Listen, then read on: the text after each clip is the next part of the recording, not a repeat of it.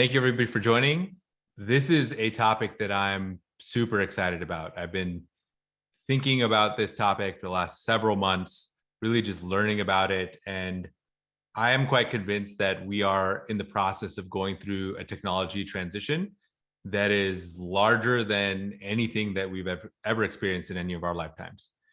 And to be front and center in it and to be able to even drive a part of it ourselves is super exciting to me.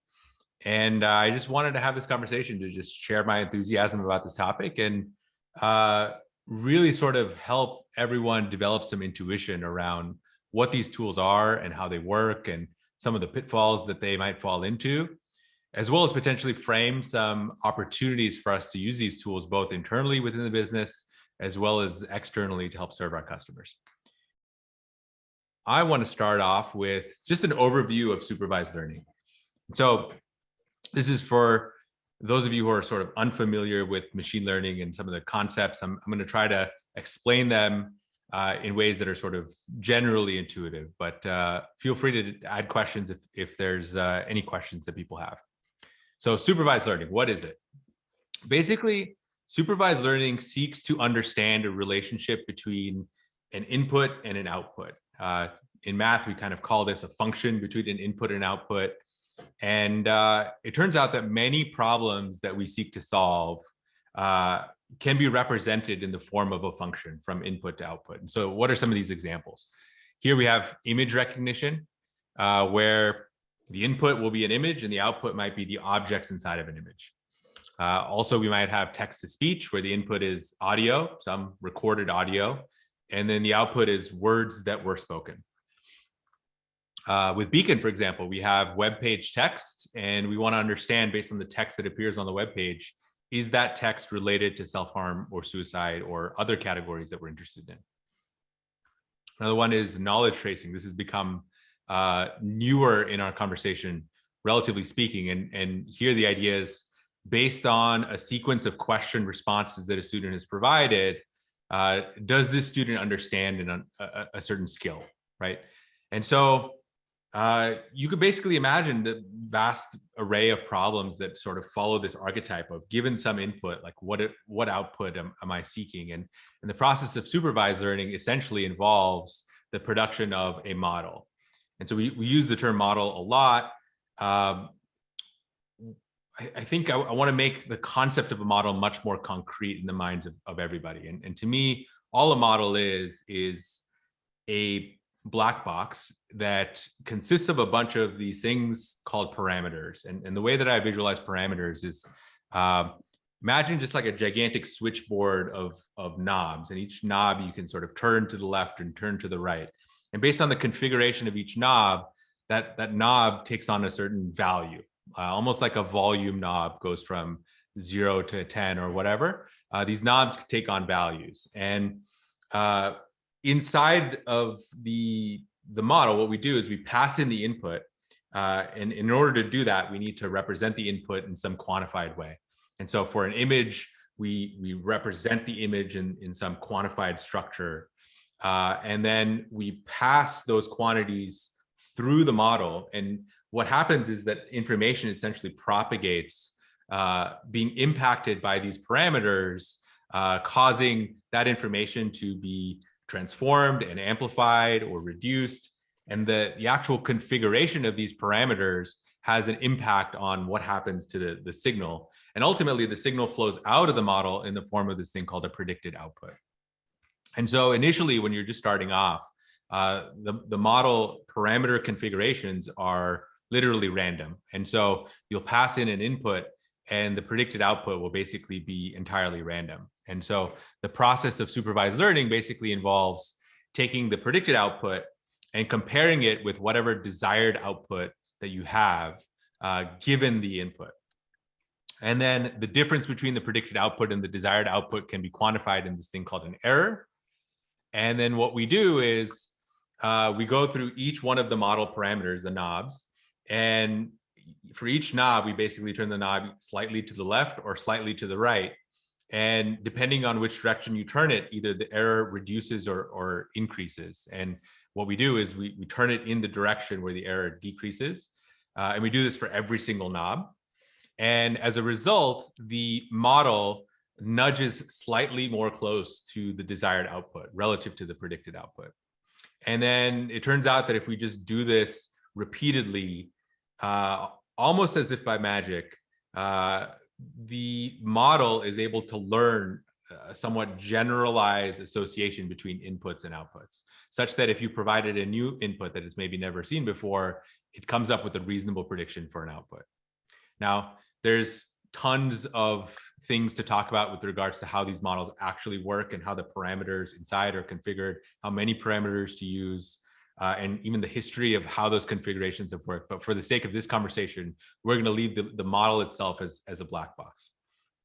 And so the conclusion here is, or one of the conclusions is, the more training data that we have, the more we're able to reduce our error, generally speaking.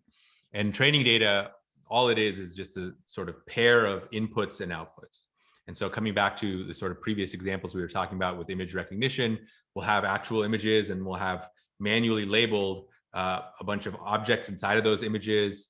And then we'll pass them through this process of supervised learning. And then out pops a model that's able to generalize to unseen input. And so in this case, all the model is the actual configuration of the parameters. Like another word for parameters are weights. So I'll use these terms interchangeably throughout this conversation. Okay, so that's supervised learning. A model is just a mechanism that takes an input and produces an output. The input-output pairs are training data, and the process of training is the process of looking at training data to incrementally adjust the parameters so as to make the model more likely to predict the output, the seen output, given the input that we're providing. Okay, now what are large language models? Large language models essentially follow a similar construct here, but here the input is a sequence of words, and then the predicted output is the next word that we would expect given the preceding sequence. Okay, so let's look at this as an example.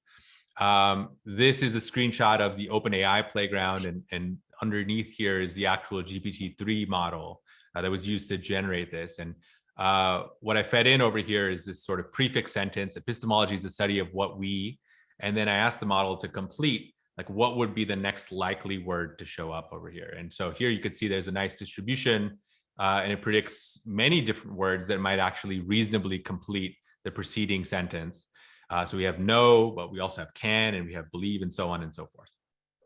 And so in terms of terminology, we call this sort of the set of prefix words a prompt, and then we call the word that was generated a completion.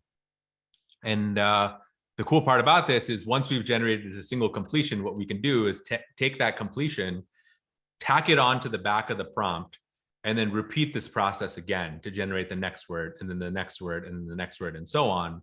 And what we get is the ability to generate full-on documents. And so this is an example of the completion, the same completion from the original prefix, but here you could see like dozens and dozens of words that were generated.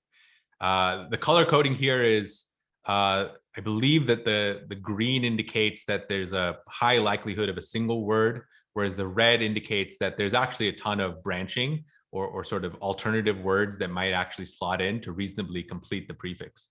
And so here I've highlighted attempts, and here you can see attempts is sort of a low probability word, and some alternatives could have been like is or can or often or things like that. And so the process of training LLMs basically involves collecting a bunch of documents, and here documents can be books, they can be articles, they can be web pages, they can be really any text that humans have written.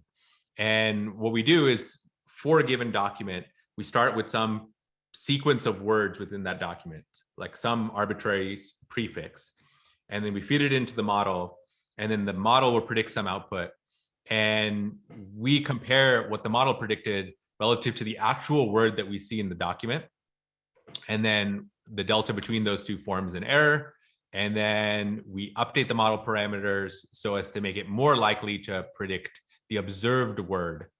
And we do this process over and over and over again for billions, in some cases trillions of words. and out pops a large language model. And the key here is that we're adjusting these parameters based on real documents. And the beauty about this approach is that it doesn't really require human labeling, in the sense that all we need to do is collect any document that we can get our hands off of and pass it through this process. And because there's tons and tons of digital documents available on the internet, as well as like the archive of the internet, as well as digital books and things like that, this allows us to train on trillions of words to get some pretty staggering results. Okay, this is an animation from a large language model paper or structure called Palm.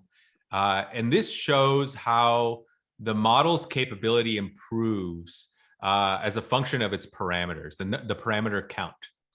And so while we're training, to be super clear, like we don't actually change the number of parameters. All we're changing is the knobs, the sort of configuration of each individual parameter, but the parameter count stays the same. So all of this animation is showing is for 3 different models, each with the different levels of parameters, different numbers of parameters. If you put them through the same training process, what does the model like? What is it able to? What are the larger models able to do relative to the smaller models?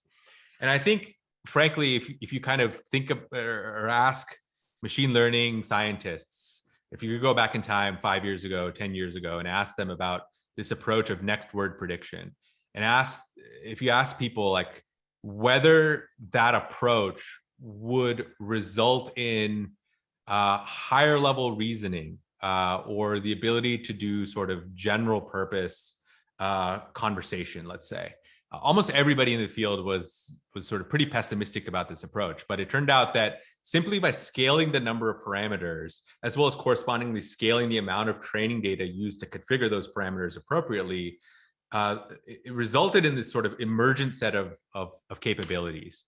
And so the sort of initial set of capabilities that emerged were basic grammar. So being able to produce sentences that form grammatically correct configurations, or basic things like formatting. And then as the models continued to grow in size, an emergent property of translations suddenly popped out, or summarization, or even like code completion. And this is super interesting because traditionally for translation, for example, the approach that was taken to create models that were effective at translation involved collecting a bunch of input-output pairs, where an input was a sentence in one language and the output was the exact same sentence in a different language. And so this approach of sort of supervised learning allowed these models to eventually understand how to translate between languages. But for large language models, there was sort of this emergent property of being able to translate between languages without having very specific input-output pairs between languages. And so this was certainly a surprise to many folks. From here, as the models got larger and larger, some crazy emergent properties started to form. So the ability to do logical inference and kind of represent chains of logical inference started to kind of manifest, and also physics and these models sort of intuiting a sense of the physical world and the properties of the physical world. And if you ask yourself the question, like, how can this be? It's a really interesting question to ponder. Like, how, from the basic algorithm of next word prediction, can these models start to like emergently develop an understanding of really seemingly complicated things like physics? And I think it has to do with this idea that in order to predict the next word well, if you look at all of the preceding context, that preceding context oftentimes references things like logic or physics or jokes or whatever, right? And so in order to predict the next word accurately and effectively, these models are starting to build seemingly a sort of model of these higher levels of abstraction, like logic and physics and so on. And all of this is entirely emergent as a consequence of this next word prediction algorithm, which is pretty crazy to me. We get to these bottom two, proverbs and idioms and jokes. These are actually hard things to think about or reason about, like proverbs in particular. For those of you who are foreign language speakers, or for those of you who which English is a second language, you oftentimes find that learning the local idioms is actually like pretty challenging. And it's a similar concept for these large language models, where if I take a phrase or an idiom, like the literal interpretation of that idiom is not actually what the implication is by whoever is writing or speaking that idea. And so with enough training data, enough parameters, these models are able to represent really interesting and abstract concepts. Okay, continuing from here. Pre-trained models have pitfalls. And here, I'll take a brief aside. All the images and art that you see in this presentation was all AI generated with a couple models, Midjourney and DALL-E. I think there's a couple stable diffusion examples here. So all of this is generated. And so pre-trained models have some pitfalls. What are these pitfalls? Well, really, if you think about how they're trained, all these models are able to do, at least out of the box, are more or less replicate documents that are similar to documents inside of their training data. And so if, for example, I wanted to ask a model a question like what is the capital of France? If I just typed in the question, what is the capital of France? And I asked it to generate a completion, an out-of-the-box model isn't actually likely to predict Paris as the next likely word. Instead, if you think about the documents on the internet or wherever that contain the phrase, what is the capital of France? They rarely have a sort of Q&A structure. And instead, it might generate similar kinds of questions, like what is the capital of the UK, or other things like that. And so initially, when these models were still developing several years ago, a lot of people looked at the fact that these models were just sort of seemingly generating or limited to generating documents inside of their training data. And a lot of people kind of discarded these models as not really useful and not really effective.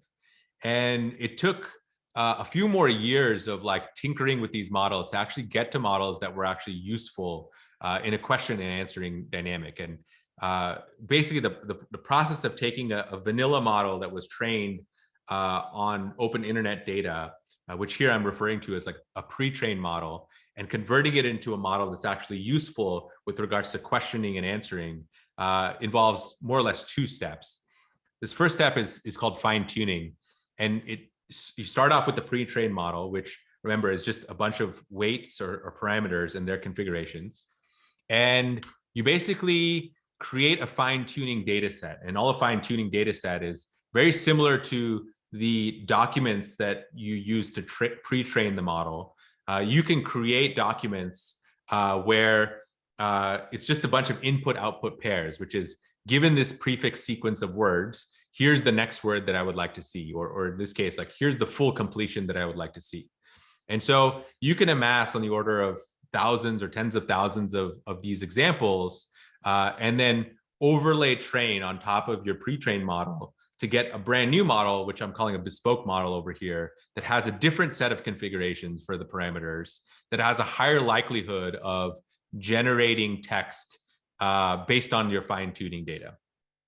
And so this was a pretty big breakthrough. Here you can see I've referenced the actual papers where some of this stuff emerged, and you'll notice that like this is all relatively recent stuff. Like I think the oldest paper that I've cited here is from 2019. So this is all truly evolving in real time. And so if you're able to create a fine-tuning data set that represents question and answer dialogues, or represents some expertise in terms of domains, or sort of represents the ethos of how you want your model to respond. So for example, I don't want my model to sort of be toxic to my users. I don't want it to spew negativity unnecessarily. Whatever sort of factors that you're trying to drive towards, you can represent in this initial fine-tuning data set, and you can get a bespoke model that exhibits in some capacity these properties. And the key insight here is that, I guess there's two in my opinion. The first is, in the process of pre-training, although you're limited to generate documents that resemble the documents in your training data, the open internet data, in that process of training, the model deep within its parameters is able to develop these higher level insights or understanding about how the world works and its tendencies, particularly specifically to language. And in this process of fine tuning, what you're able to do is sort of get access to these higher level capabilities with a much more ergonomic interface, as well as limit the scope of what the model actually generates to be much more in alignment with whatever your high level motives are. And so I won't get into the details of how specifically this fine tuning process works. But the second key insight I want to make sure everybody understands is that this process is very lightweight relative to the pre-training process. And so in sort of modern approaches of large language model training, only about 1% of the training data or 1% of the computational cost is spent on this process of fine tuning. And so with relatively little effort, you're able to kind of nudge these models in a direction that's much more compelling. From here, you have the sort of second add-on, which is reinforcement learning with human feedback. This one is slightly more complicated and involves taking a model and asking it to produce a number of completions, like alternative completions for a given prompt. And then what we do is, using humans, we score each of these completions according to a rubric of like, is this high accuracy? Is this high quality? Does this have the tone that we want in terms of how we want to talk to our users, and so on? And whatever rubric you can imagine, we can kind of represent in quantitative form. And then we go through this hand wavy process called RLHF that basically updates the model weights so as to maximize the score for the completions that it provides. And so this is another mechanism that allows us to nudge the model towards a direction that's more in alignment with whatever our desires are for our problem domain. Okay, scaling large language models.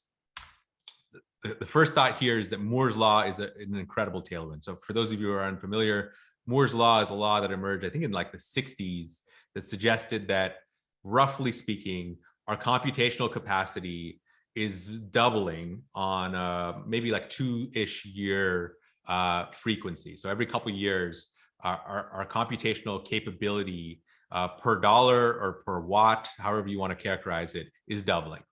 And this is a critical factor because the larger these models get, the more computationally costly they are to both train as well as utilize.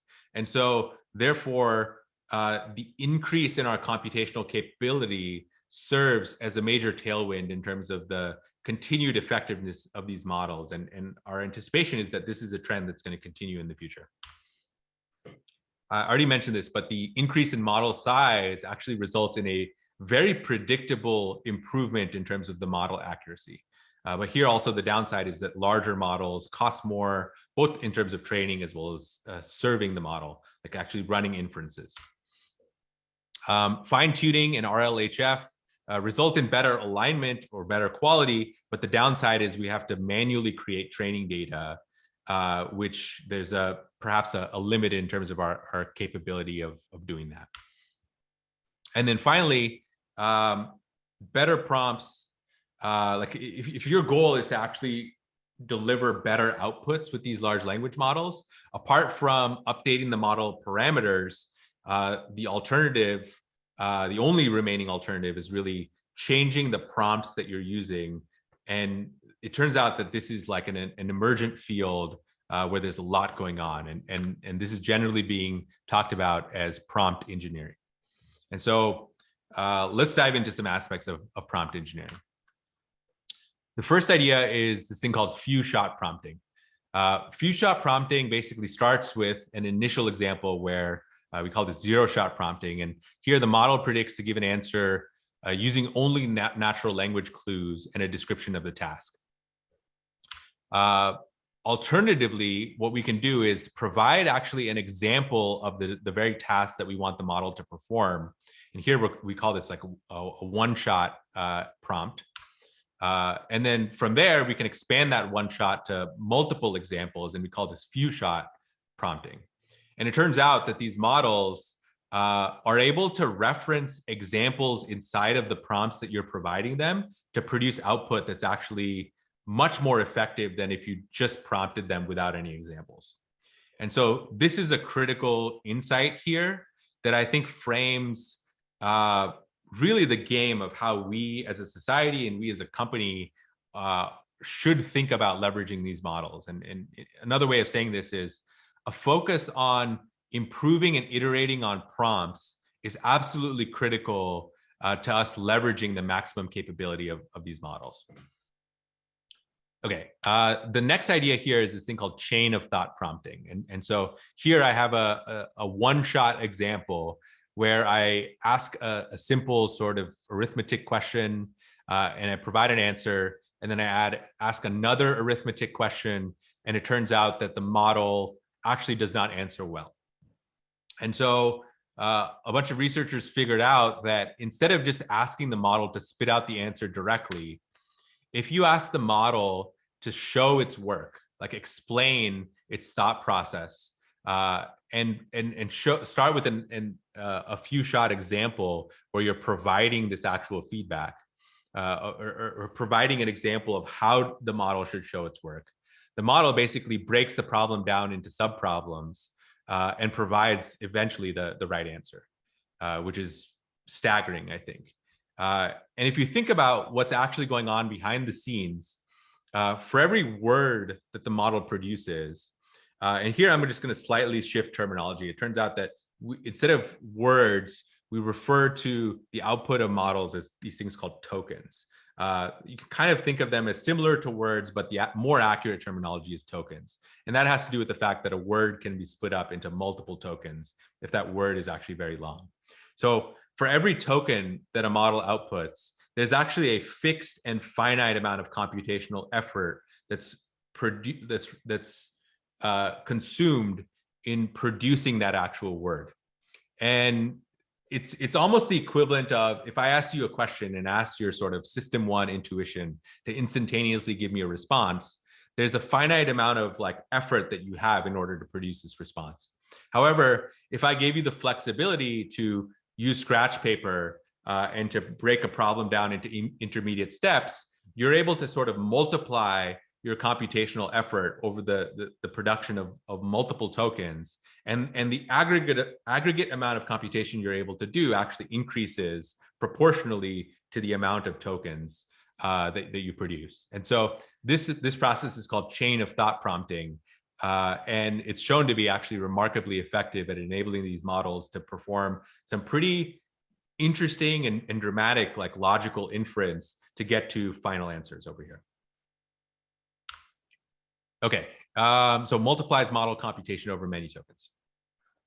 All right, so next I want to put this idea on the table because I think the way that people have been thinking about large language models so far, particularly based on ChatGPT, has been through the lens of chatbots, which is really understandable. But I think large language models are actually significantly more general purpose and interesting than just chatbots.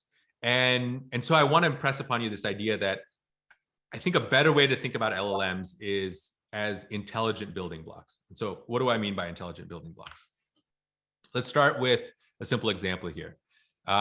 Here I start off with the test question, and then I have this block in green over here that I'm calling an interpret block. And so what goes into an interpret block is the test question, and what comes out is a result. And the sort of question inside of the interpret block is, what federal standards does this question assess?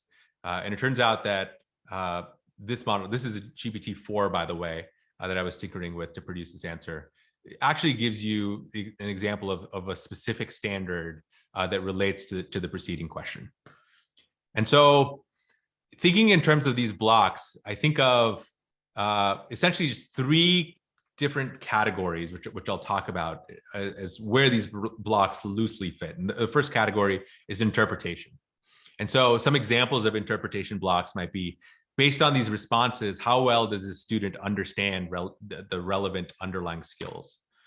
Or I can interpret user intent. So based on a response that a user has provided, what do they want to do? And here I can sort of limit the large language model to choose between next topic or simplify or ask question as the sort of infer, however the model is inferring whatever the user intent is over here. Summarization as well. So what are the key challenges that this customer is experiencing based on the support conversation?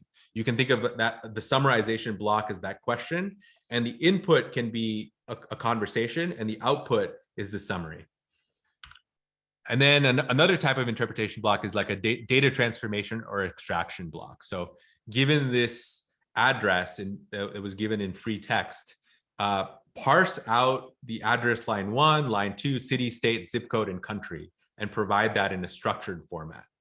And so we're sort of leveraging the LLM's general purpose interpretation capabilities to take in some input text, whatever it is, and then interpret it with one of these blocks. Another type of block here is a decision-making block. And so some examples here would be critiquing content. So given an input piece of content, is it possible to improve this content? Maybe you're writing a blog post. You might ask the model itself, like, is this good, or would you improve it in a specific way? So there's like a decision that the model is actually doing here based on its own judgment. A model can also raise its hand and consult supplemental sources. So based on some context, you can ask the model like, hey, which sources would you want to refer to based on the sort of input context that I'm providing? And the model can voluntarily elect to say, hey, I want to consult source XYZ. And I'll give some examples of sources in a second. Control flow also. So inside of applications, we're used to representing the control or the workflows of the application in the form of code. But it turns out that the model can sort of act as a dynamic control flow mechanism where you ask it based on a bunch of state context, what should we do next? Like which state should we enter into next? And this sort of relates to dynamic interactivity. And so here, if you've ever played an RPG, like a video game, where the storyline sort of branches outwards based on your interactions or the choices that you make in the main story, as dynamic as these games can be, you realize that you're just kind of going through a choose your own adventure book. And the scope of interactivity is actually limited to a fixed tree. And it's just giving you the impression of dynamic interactivity, but in reality, it's just a fixed tree. It turns out that large language models, I think, will enable a true dynamic interactivity that allows you to explore elements and storylines that are truly dynamically generated in real time. So I think that this is super interesting. Another type of block we've already kind of talked about is generation. So text generation here allows you to match an existing text style. It allows you to generate similar text, so similar questions. It allows you to explain certain concepts. It allows you to generate poetry. We can also generate code. So that involves inline code completion with things like GitHub Copilot. We can find and fix bugs in existing code. We can write entire features and services, perhaps not right away, but as we sort of tinker with these things and structure them in more advanced configurations that I'll get to in just a second, I think that this is reasonably within reach.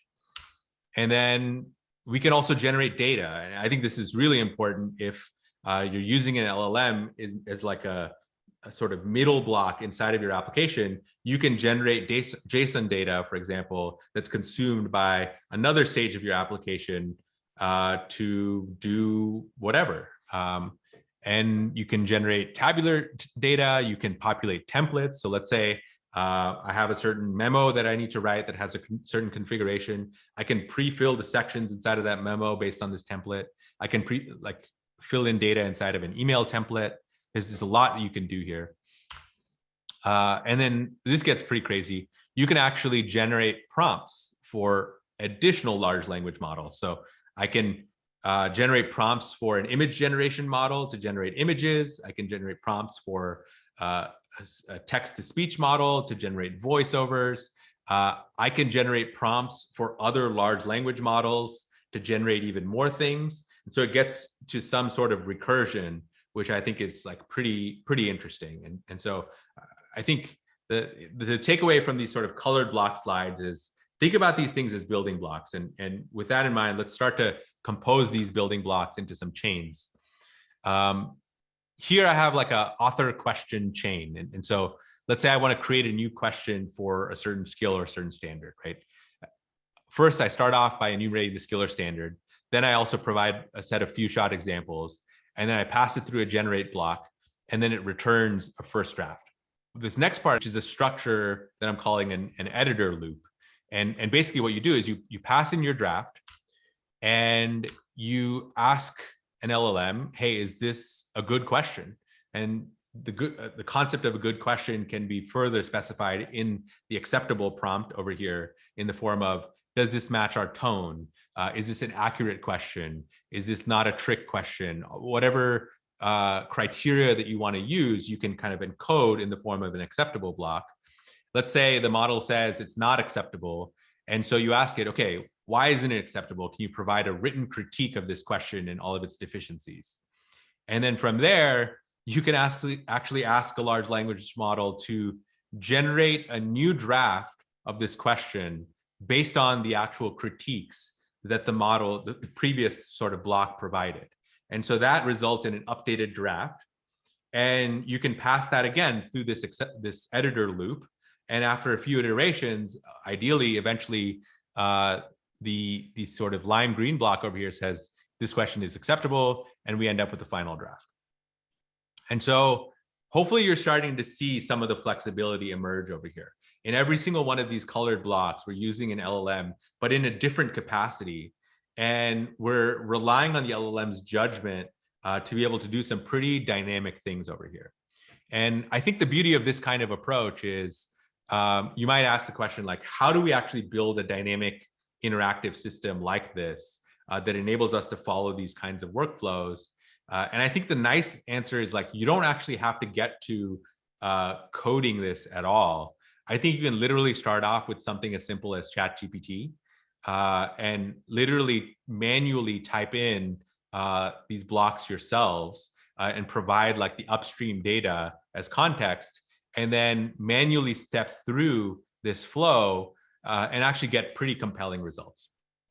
And then further, when, let's say, you built something like this out, instead of leaning on an LLM to determine whether the draft is acceptable or not, maybe you just have initially a manual workflow where you're manually deciding, is this good or not? Or you're manually providing the critiques, and then the generate block kind of kicks in.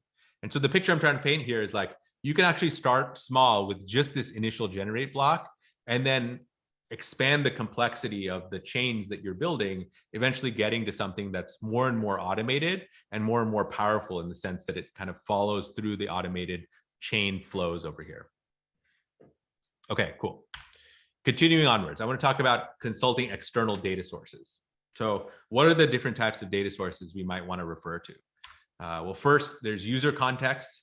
There's sort of student mastery, maybe you want information about the topics that a given question is relevant. I think you might also want to consult things like textbooks or other knowledge references. Let's say you want to provide an answer only in relationship to a given textbook based on a certain local school district's restrictions around standards or things like that. You can dynamically consult specific passages within the textbook and then provide an answer that's specifically voiced in reference to these textbook passages. You might have some customer context. So let's say there's support tickets or some product configuration. Maybe you want to provide that as a part of your model prompt or context in order for your large language model to spit out something that's valuable. Maybe you're trying to answer a support ticket or something like that. You might want to refer to product documentation. So this might be external product documentation. This might be an internal knowledge base. You might want to perform a Google search. You might want to actually consult another LLM chain. So you ask a question to another black box LLM chain, which might have its own process of consulting external sources, eventually getting back an answer. And so in a way, these blocks can be thought of almost similarly to microservices, which sort of have their own internal complexity around how they provide answers. But from my perspective as a consumer, all I care that is that if I provide some text, I get some context, text context in response that I can then embed inside of my prompt for sort of future generation. How do we find relevant documents? Let's say a user asks a question. Let's say it's a support context, right? So they have a problem that they're running into. We need to find the relevant documents to refer to in order to provide an answer back to that user. And it turns out that we can use pretty traditional approaches. So take something like Elasticsearch, which allows you to take a certain set of keywords and then refer back to an indexed knowledge base of documents to get back a set of relevant documents. We can do that. There's also a more modern approach that's starting to emerge that I think is pretty interesting called vector search. And the idea of a vector search here is, firstly, inside of a large language model, as I pass it in a piece of text, a prompt text, it flows through the model. And at some intermediate step, all of the preceding context of that prompt is encoded in this thing called a vector. And all a vector is just a sequence of numbers, an array of numbers. And the beauty about this vector is that it captures the semantic information of the preceding text. And the key there is that if I have an alternate piece of text that semantically speaking is actually similar to the original text, it ends up with a vector representation that's actually numerically similar. And so vector similarity, if I have two vectors and they're similar to each other, it implies that the text that was used to generate those vectors is actually similar as well. So what I can do is I can take all of my knowledge base, chop it up into small segments, encode all of those segments into vectors, and then store those vectors inside of a vector database. And then when I get a new question, I can also encode that question as a vector and then do a vector similarity search to find which segments inside of my knowledge base actually relate to this question, have the most semantic similarity to the question that was just asked, which is a pretty wild concept. And so we're recording this in April 2023. I think the best practices around all of this stuff are truly starting to emerge. Here, I'm just offering two mechanisms that are complementary, I think, to be able to find relevant documents in order to answer questions well. I think coming back to the previous examples on this slide, independently of Elasticsearch and vector stores, referring to user context, for example, might be just a database lookup, or referring to Google search might be just an API call. The general point I'm trying to make here is that by referring to these external systems, we're able to add on additional context inside of the prompts that the large language models can use to provide a more accurate and a more refined answer. And I think that this point over here is absolutely critical, because I think if you think of the world now more or less having open access to these really, really powerful LLMs like GPT-4, the space of competition, I think, is going to gravitate much more towards how do we actually prompt engineer effectively, and how do we actually stitch together multiple pieces, multiple documents that are relevant in order to actually provide the right answers, the most accurate answers. And here, a critical limitation is this idea that the amount of text, the number of tokens that you can feed into a large language model as a prompt is actually finite and limited. And therefore, any context that you're providing a large language model is necessarily, you're kind of playing with the finite budget over here. And so really the game is like, how do you cram in as much information inside of a prompt and make sure you're only providing relevant information in order for the LLM to actually produce good and effective answers. Okay, here's another interesting chain. So this is, I'm calling it a write article chain. And let's say we have an article topic and we want to write an article about it. the sort of naive ChatGPT way to think about this is you just tell ChatGPT, write an article about topic X. But here, based on everything that I've talked about, we can be much more dynamic about this. And so first, let's actually ask an LLM, hey, which references would you like to consult in order to provide a more effective answer or effective article for this topic? And so maybe we do a bunch of Google searches, maybe we reference a bunch of documents. And here you kind of, for every single reference, I put it through a summarize LLM block and get a bunch of reference summaries. From there, I take the article topic and the reference summaries, and I pass it through a generate block to produce a first draft. And then very similar to the previous topic, we have an editor loop that allows us to iteratively refine the first draft to eventually get to a final draft. And so hopefully you're starting to see, like, as we sort of consult external data sources, we're able to refer to information that can be super critical in helping us produce better, a higher quality output, and so on. And so really the game is constructing these chains. And I think this is really going to be the secret sauce of companies, where I think the vast majority of companies are going to seek to play in the space of prompts and prompt engineering and additional data sources, as opposed to fine-tuning their own bespoke large language models. And we can have a conversation about how we as a company might actually approach this in the Q&A section going forward. Okay, here I want to talk about maybe an intelligent learning chain.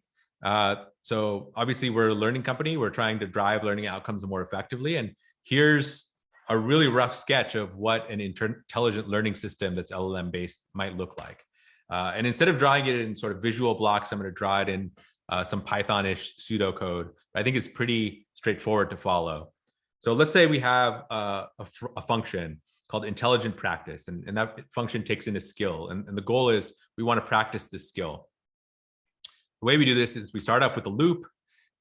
We ask the student a question about this skill, and then we get a response back from the question, whether it's a free response or multiple choice response, it doesn't really matter. We ask the model itself, like, based on this response or the set of responses that the student has provided, has the student demonstrated mastery for the skill?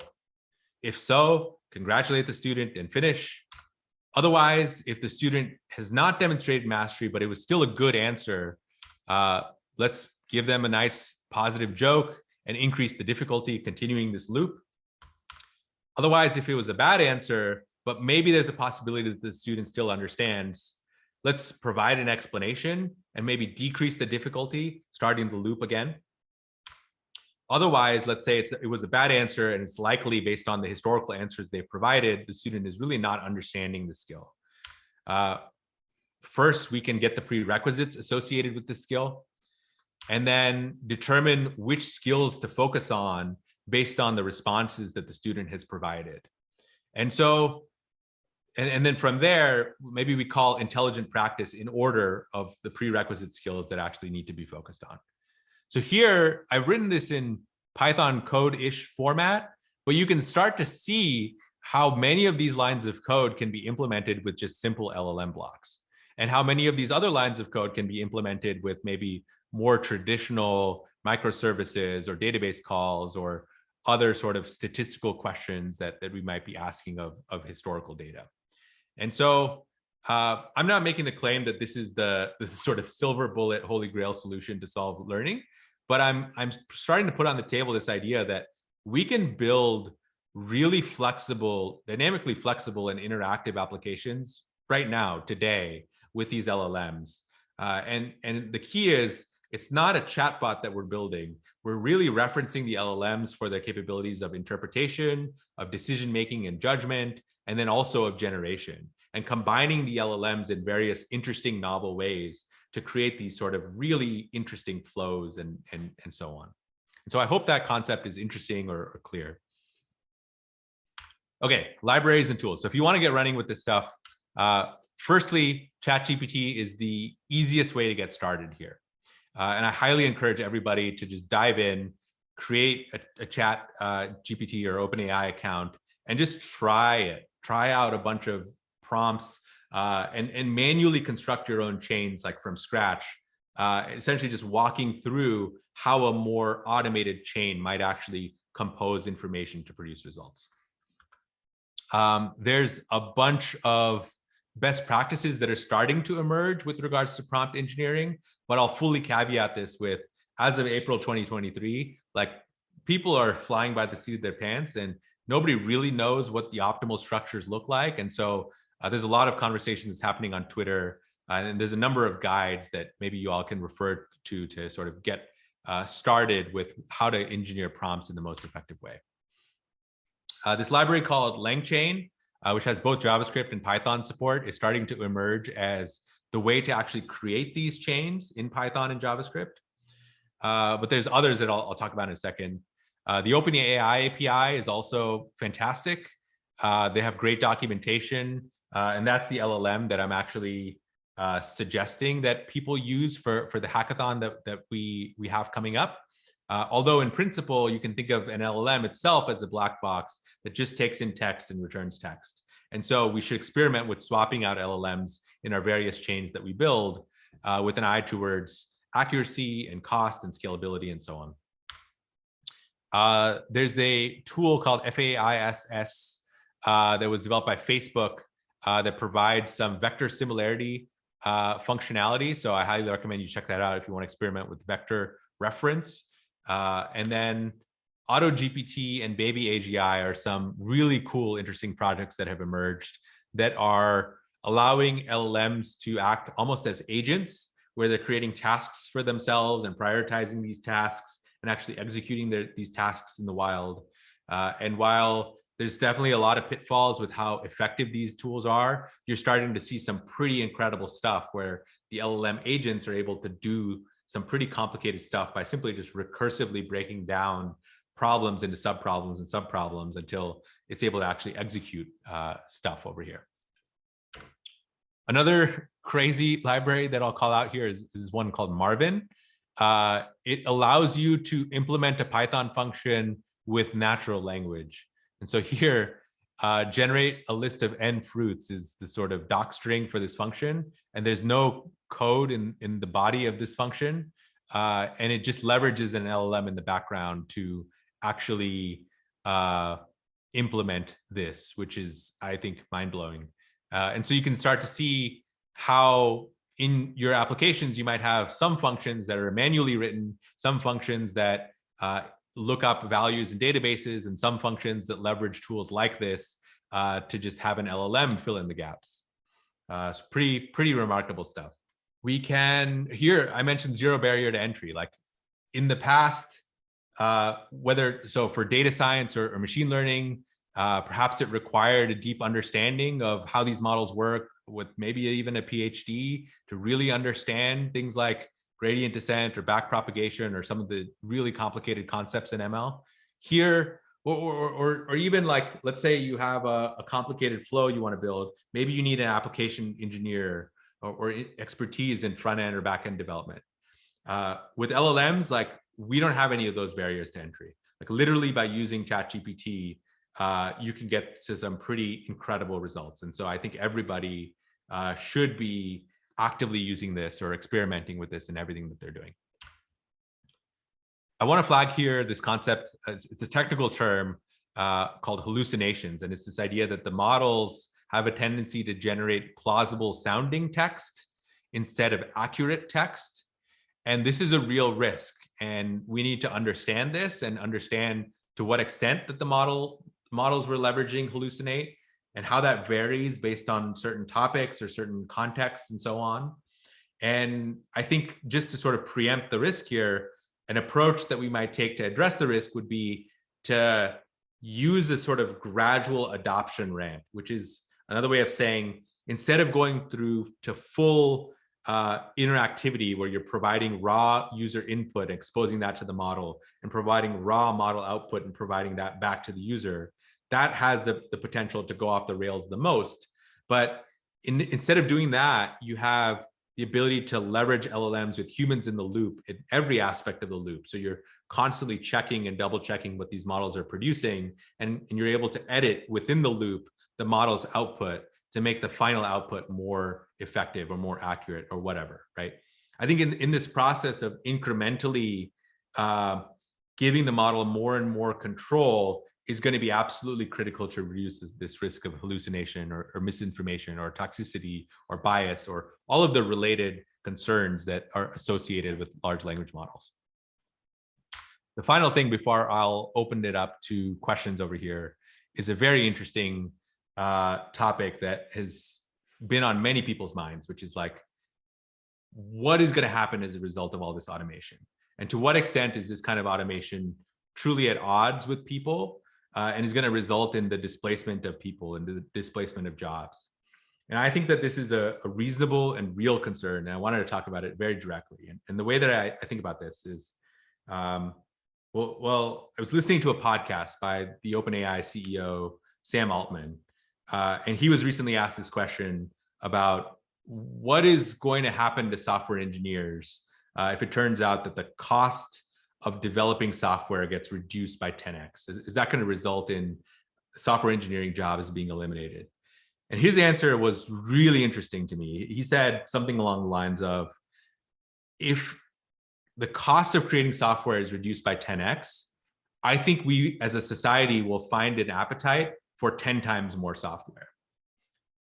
And that is to say that like the number of engineers won't actually change. It's just the total amount of software that those engineers are outputting in aggregate is going to increase by 10x. I thought that was really interesting. And to me, it generalized pretty nicely. And the way to think about that generally is to think about the world as this sort of really non-zero sum game, okay? There's not like a finite amount of resources that we're all battling each other against to take hold of. Instead, there's an infinite amount of value that we can provide to our customers, to our students, to each other. And as we provide that value, like that is a net positive for everybody in the aggregate. And so I think the goal here, like the way that you should think about this emotionally is, how do I leverage these tools to amplify my output and my team's output by 10x or more? And as opposed to feeling afraid or concerned that the sort of improvements in efficiency are naturally going to result in eliminations of people.